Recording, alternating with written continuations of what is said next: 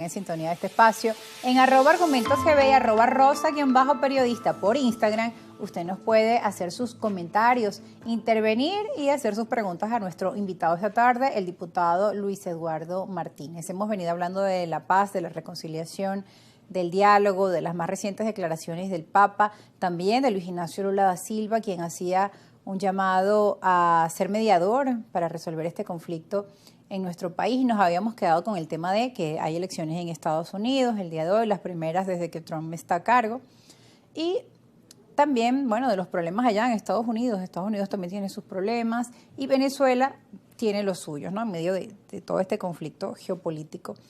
El venezolano de a pie a veces no siente que este tema que discutimos tanto en los medios nacionales como internacionales sea tan urgente como el de su vida diaria, aunque lo es, y repercute, incluso empeora esa situación económica y social. El venezolano está preocupado porque, bueno, día a día ve cómo la moneda se devalúa, el poder adquisitivo pues cada vez es menos, salen a comprar, entonces te ofrecen a la tasa BCB tanto, si lo pagas en dólares tanto, la gente no haya qué hacer, que si compran entonces otras unidades de monedas virtuales o ingresan en otro tipo de economía para poder, bueno, ir llevándonos su día a día. Y además que viene diciembre, ya tenemos la Navidad encima. Bueno, ya todo está decorado en Navidad, pero digamos, esas fechas importantes en que el venezolano quiere tener su plato navideño y todo esto lleva nada más una serie de gastos. Tú acabas de mencionar, Rosa, lo que son las verdaderas urgencias del venezolano, las que son las verdaderas preocupaciones. Tú hablas y más que estar pendiente de la flota que está en el Caribe, el venezolano común lo que está pendiente es cuál es el precio del dólar que va a poner el Banco Central de Venezuela esta noche. Lo que está pendiente es cómo va a ser ahora que viene Navidad, con los estrenos, con los juguetes de los muchachos, con las hallacas. Esa es su verdadera preocupación. Lamentablemente, en medio de esta situación de incertidumbre y de angustia, también la cuestión económica se complejiza. Yo antes de entrar al programa estuve hablando con un grupo de empresarios que querían mi opinión de lo que está sucediendo y me decían, pero ¿cómo invertimos? ¿Cómo nos incursionamos en nuevos negocios? ¿Cómo hacemos para traer mayores insumos en esta situación? Entonces uno insiste en darle confianza. El fin de semana, por cierto, estuve también con varios directivos de Fedecámaras y con Secomercio y les ratifiqué lo mismo. Hay que tener confianza en Venezuela. Hay que tener confianza en que esta situación se va a superar prontamente. Hay que tener confianza en un pueblo extraordinario que ha sido bien resiliente con toda esta situación que se extiende tantos años, pero de que la complejidad de la situación internacional se refleja nacionalmente no puede haber ninguna duda. Déjame ponerte un ejemplo relativamente sencillo.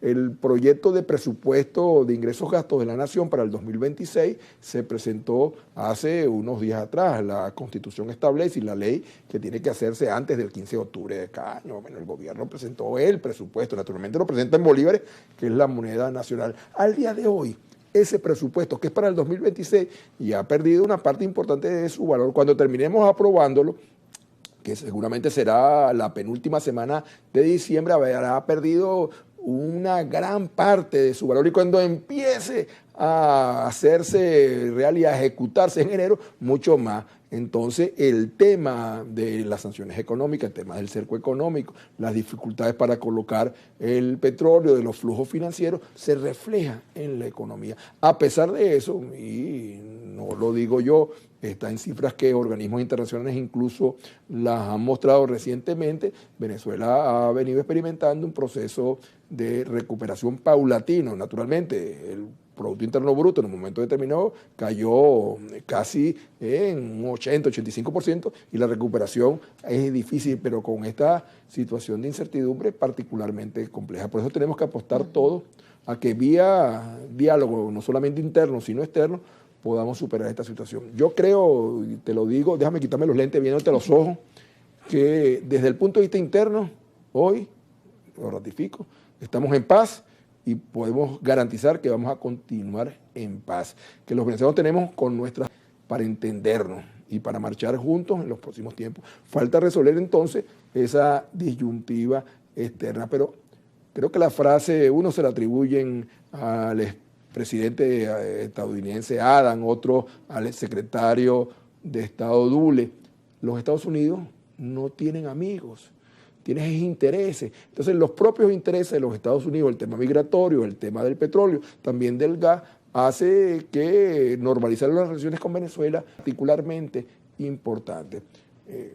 Y bueno, cuando se trata de esas relaciones, pues resulta casi, yo no sé la palabra correcta, pero por lo menos poco coherente lo que uno ve. Dentro de unos días, el presidente de los Estados Unidos va a recibir al líder sirio. El líder sirio en las fotografías el año pasado aparecía con 2 cabezas de 2 cristianos cortadas de raíz y llegó al poder en Siria después de una revuelta que duró 1000 vidas. Yo no cuestiono. Larguísimo ese conflicto y Claro, lo que además se vuelve a resaltar, que ese tipo de intervenciones no resuelven el problema. Yo no cuestiono la manera en que otros países asumen el control de su gestión, porque no me parece correcto que lo hagan con Venezuela tampoco, pero ahí está Corea del Norte. Trump acaba de ir a Asia y esperaba encontrarse con su mejor amigo, el presidente de Corea del Norte, Kim. Y bueno, respetándole, repito, a los coreanos del norte, no es ese precisamente un modelo de democracia. Y él quería encontrarse con él. Hace unos años atrás... Sí, decía, él me cae bien y yo también le caigo bien. Le caía tan bien que hace unos años atrás le mandó un enviado especial hasta Corea del Norte para llevarle un CD de John Lennon, porque descubrió que a Kim le encantaba la música de John Lennon. Y acaba de reunirse con el presidente, sí.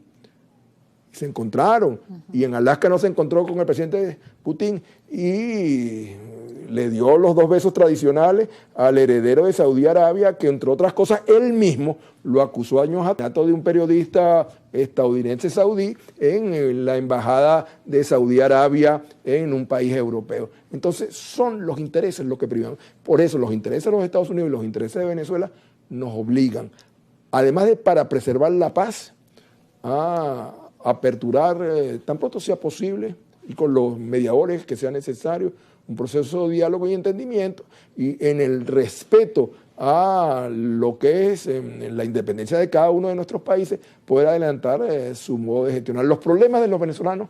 Tenemos que resolver los venezolanos. Pero resolverlos en paz. Sí. La violencia tiene que cualquier manera de hacer las cosas en el país. Usted ha mencionado elementos fundamentales, ¿no?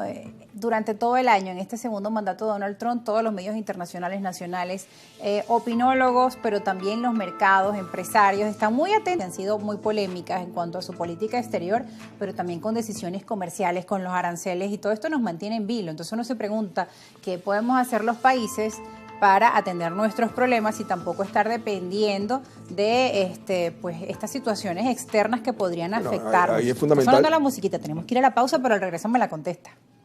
Diputado, ya volvemos.